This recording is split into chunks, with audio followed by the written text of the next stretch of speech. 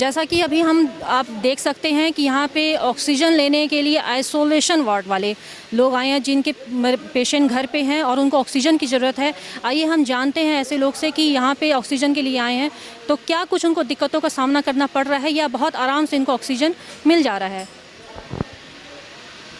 Oxygen अभी 1 घंटा आए हैं अभी लेने के लिए। 1 घंटा हुआ हमको आए हैं, अभी हो गया है। हम लेके घर पे जाएंगे, घर पे ऑक्सीजन लगा रहे हैं, वहीं पे काम ऑक्सीजन चल रहा है हम लोग। तो बहुत आराम से आपको ऑक्सीजन मिल जा रहा है यहाँ पे? यार थोड़ी दिक्कत तो हो रही है, लाइन लगाना पड़ रहा है। क्या दिक्कत हो रही है? ऐसा वही थोड़ा टाइम लगता है और क्या। कितना टाइम लगता है एक ऑक्सीजन को? मान के चलिए 1.5 घंटा। हाँ, तो इस महामारी के बीच में 1 घंटा तो कोई मतलब नहीं रखता है। कितना पैसे पे करने पड़ते हैं, कितना पैसा ये चार्ज कर रहे हैं ऑक्सीजन को? यहाँ पे 500 रुपये लग रहा है। 500 रुपये का एक ऑक्सीजन। हाँ। खाली सिलेंडर आप अपना लेकर आते? जी सर, खाली वो कहाँ से लेकर आते? कितने का लिया वो आपने? वो तो हम बताने, घर पे रहता है, किसी से मांग के लाए हम, किसी से मांग के लाए। और आप ऑक्सीजन लेने आए हैं यहाँ पे? ऑक्सीजन लेने आए हैं। मिल गया आपको ऑक्सीजन? हाँ मिल गया। कितने का पड़ा? छोटा वाला भी है, बड़ा वाला है। एक छोटा वाला 300 पड़ा है और बड़ा वाला 500। तो यहाँ पे ऑक्सीजन बहुत आराम से मिल जा रहा है, किसी भी तरह की कोई परेशानी या किल्लत नहीं है। पैसे तो इस समय हम मौजूद थे ऑक्सीजन प्लांट में। ये आरके ऑक्सीजन प्लांट है। यहाँ पे बहुत ही आराम से ऑक्सीजन मिल जाता है, लेकिन आपको थोड़ा समय लेकर आना पड़ेगा। एक ऑक्सीजन रिफिलिंग करवाने के लिए आपको 4 से 5 घंटे का समय लेके आना पड़ेगा। और यहाँ पे सबसे अच्छी बात यह है कि कालाबाजारी नहीं है और पैसे जो हैं वो बिल्कुल जेन्युइन लिए जा रहे हैं। यानी छोटे सिलेंडर के 250 से 300 रुपये और बड़े सिलेंडर की अगर हम बात करें तो 500 रुपये तक हम एक सिलेंडर भरवाने का चार्ज यहाँ पे लेते हैं। तो ग्राउंड रिपोर्टिंग करते हुए हमारी एनबी न्यूज़ की टीम पहुँच चुकी है गीडा के ऑक्सीजन प्लांट में।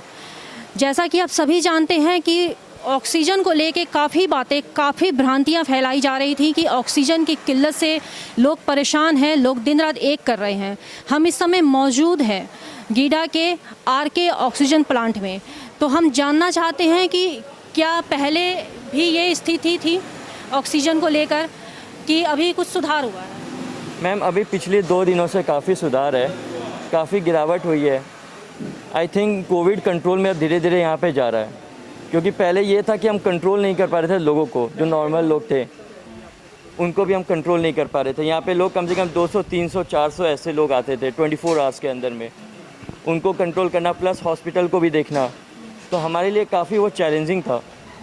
तो वहाँ से निकलते निकलते अभी हम इस चौराहे पे आ गए हैं कि काफ़ी ये लोग अब कंट्रोल में हो चुके हैं। अब नॉर्मल डेज़ की तरह गाड़ियाँ आ रही हैं, लोग नॉर्मल डेज़ की तरह आ रहे हैं, एक-एक करके आ रहे हैं, प्रॉपर्ली जा रहे हैं। अब वो सिचुएशन पैनिक वाला भी है नहीं। बिटवीन दिस लास्ट 2 डेज़ काफ़ी कंट्रोल है अभी तो। जैसा कि आप कह रहे हैं कि कोरोना संक्रमण पहले से काफ़ी हद तक कंट्रोल में है, जिसकी वजह से ऑक्सीजन सप्लाई में जो पहले की तरह महामारी होती थी वो अब स्थिति कंट्रोल है। हाँ जी बिल्कुल। लोग आराम से आ रहे हैं, ऑक्सीजन भरवा रहे हैं और अपने घरों पे या जहां उनको ज़रूरत है वो लेकर जा रहे हैं। ऐसी कोई मारामारी की स्थिति नहीं है अभी 2 दिनों से तो बिल्कुल नहीं है। उससे पहले क्या ऐसा होता था कि लोग परेशान होते थे ऑक्सीजन को लेकर? हाँ जी बहुत। यहाँ का सिचुएशन ऐसा था कि हम डर जाते थे कि किसी को हम दे पाए या ना दे पाए, क्योंकि हमारे लिए बड़ा एक बाउंड्री था, क्योंकि मेरे लिए लिक्विड प्रोडक्शन है। लिक्विड प्रोडक्शन का अब लिक्विड अगर आता है तो हम उसको फिर कन्वर्ट करते हैं ऑक्सीजन फॉर्म में। तो उतनी लिक्विड हमारे पास है कि नहीं है, और हॉस्पिटल में भी अपने को पहुंचाना है, और जो नॉर्मल लोग आ रहे हैं सिंगल पर्सन उनको भी देना है। तो वो कैसे दें, कैसे खपत करें, इसमें प्रशासन का भी काफ़ी योगदान रहा हमारे लिए। टाइम पे हमें लिक्विड प्रोवाइड करते थे, तो उससे हमने काफ़ी चीज़ें मैनेज कर दिया साथ में मिल करके। तो जैसा कि ये सुनने को आ रहा था कि ऑक्सीजन को लेकर कालाबाजारी बहुत ज़ोरों पे है। लोग आ रहे हैं, ऑक्सीजन लेकर जा रहे हैं, लेकिन वो ना तो हॉस्पिटल पहुंच जा रहा है, ना ज़रूरतमंद जिनको ज़रूरत है ऑक्सीजन की उन तक पहुंच रहा है।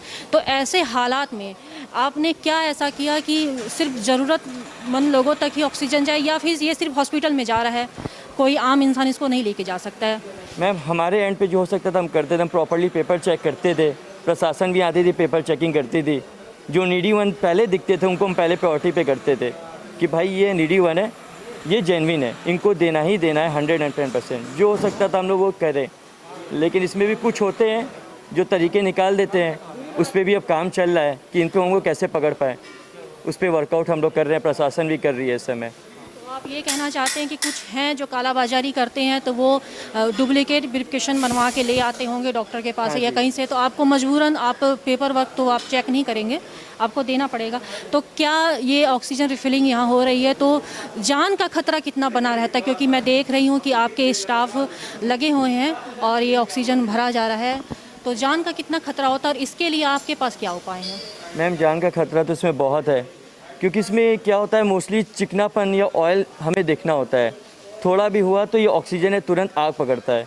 अगर वो आग टाइमली कंट्रोल नहीं किया हमने तो यहाँ पे ब्लास्ट हो जाएगा और यहाँ के जितने लोग हैं वो एक झटके में चले भी जाएंगे। और ये इंसिडेंट काफ़ी हुए भी हैं, लखनऊ में हुए हैं, कुछ और जगह हुए हैं जो पेपर में हमने देखा भी है।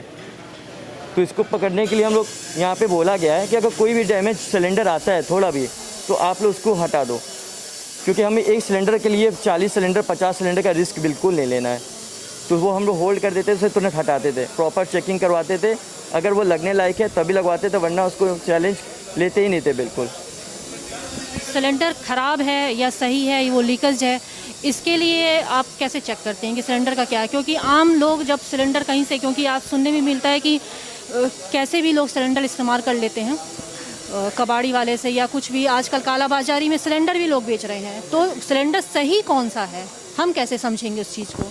एक कुछ पॉइंट ऑफ व्यू कीजिए उस चीज़ को लेकर। मैम एक सबसे बेसिक तरीका होता है कि चेकिंग का, उस चेकिंग टाइम में एक आता है अपना कंटेनर आता है, उस कंटेनर में हम लोग ये डालते हैं, उसको सर्टिफाइड कराने का प्रोसेस होता है, वो पूरा प्रॉपर प्रेशर उसमें डाला जाता है, उस कंटेनर के अंदर चेक किया जाता है कि कोई बबलिंग तो नहीं है, कुछ भी नहीं, अगर होता है तो भाई वो अनफिट है, अगर उस चेकिंग के प्रोसेस में वो निकल जाता है तो वो क्लियर्ड है, उसको सर्टिफिकेशन दे देते हैं हम लोग। फ़िलहाल वो प्रोसेस तो हमारे पास अभी है नहीं। तो दूसरा प्रोसेस होता है कि बेसिक चीज़ें, ये जो नोज़ल है यहाँ पे हम चेक करते हैं कोई ऑयलिंग तो नहीं है, कोई चिकनापन तो नहीं है, अगर है तो ये डेंजर है, इसको हटा देते हैं। पहला बेसिक प्रोसेस यही होता है। उसके बाद जब हम प्रेशर डालते हैं तो यहाँ से कहीं लीकेज चेक करते हैं कि सिलेंडर में कहीं लीकेज तो नहीं है, अगर है तो वो ख़राब है। रीफिलिंग करने के टाइम पे अगर ये गर्म नहीं हुआ तो इसका मतलब ये सिलेंडर अभी कहीं ना कहीं से डिफेक्टेड है। अगर ये गर्म होता है तो इसका मतलब ये प्रेशर जा रहा है, वो उससे हीट यहाँ पे जनरेट होती है, वो आप टच करोगे फील होएगा आपको। जैसे अभी यहाँ पे रिफिलिंग हो रही है, आप टच करोगे तो यहाँ पे फील होएगा कि ये सिलेंडर गर्म है। जैसे आप ऐसे टच करोगे यहाँ पे जैसे फील हो जाएगा आपको, आप टच करके देखो, इसका मतलब ये सिलेंडर यहाँ पे अभी फिलिंग हो रही है, प्रॉपर है सिलेंडर। तो ये बेसिक चीज़ें कुछ ये हैं जो हम लोग अपने हाथों से चेक कर सकते हैं। तो एनबी न्यूज़ का मकसद लोगों को डराना नहीं है, लोगों को जागरूक करना है। हम ये सिर्फ ये बताना चाहते हैं कि अगर सिलेंडर सही है, अगर सिलेंडर लीकेज नहीं कर रहा है तो उसको हम किन छोटी छोटी बारीकियों से समझ सकते हैं कि ये सिलेंडर जैसे सही है। जैसे इन्होंने अभी बताया कि इसका लिक्विड फॉर्म जो सिलेंडर के नोजल में है, यहाँ पे लिक्विड फॉर्म नहीं आना चाहिए जी। चिकनापन, हाँ चिकनापन, जैसे कि ऑयली या चिकनापन नहीं आना चाहिए। अगर ये ऑयली या चिकनापन आ रहा है, आप इसको भर रहे हैं तो ये सिलेंडर सही नहीं है। या फिर जब भरा जा रहा है तो हम इसको टच करके देखेंगे तो इसमें एक गर्माहट महसूस होगी, अगर वो चीज़ है बनी हुई तो वो सिलेंडर हमारे काम की है, वरना वो हमारे काम की नहीं है।